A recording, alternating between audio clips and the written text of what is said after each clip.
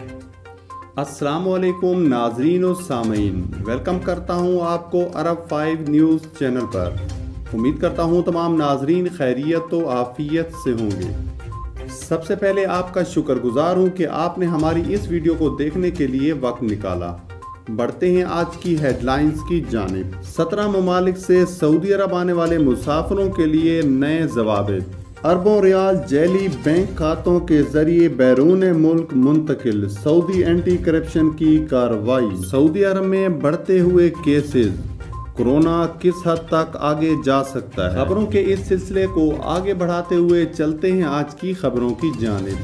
लेकिन इससे पहले सऊदी अरेबिया की ताज़ा तरीन खबरों के लिए हमारे नए आने वाले व्यूअर्स नीचे मौजूद सब्सक्राइब बटन पर क्लिक करें और साथ ही बेल आइकॉन पर क्लिक करके ऑल का बटन प्रेस कर दें। आज सऊदी अरब में कोरोना के नए मरीजों की तादाद 1312 है। सेहजाब होने वाले 1290 और अमवात 13 हैं। सऊदी अरब के शहर मक्का मुकरमा में सबसे ज़्यादा केसेस रिपोर्ट हुए हैं, जो 373। दूसरे नंबर पर मंतका अल रियाज है, जिसके एक्टिव केसेस की तादाद 233 है। तीसरे नंबर पर Sharqiya 214, Asir 155, Jazan 104, Madina Munawwara 71, Qassim 49, Najran 33, Tabuk 26, Baha 24, हायल में 15, हदूद शुमालिया में 12 और सबसे कम मंतका अल जौफ में 3 हैं। टोटल मरीज अब तक 4,80,702 हो चुके हैं। 4,61,688 सेहजाब, 7,743 अमवात। एक्टिव केसेस की तादाद 11,331, जबकि हालत नाजुक में 1,466 है। अब बढ़ते हैं आज की अगली खबर की जानिब।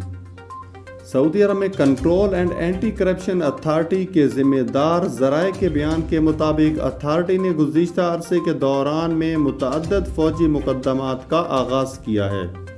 इस सिलसिले में मुलव्विस अफराद के खिलाफ ज़ाब्ते के मुताबिक इक़दामात किए जा रहे हैं।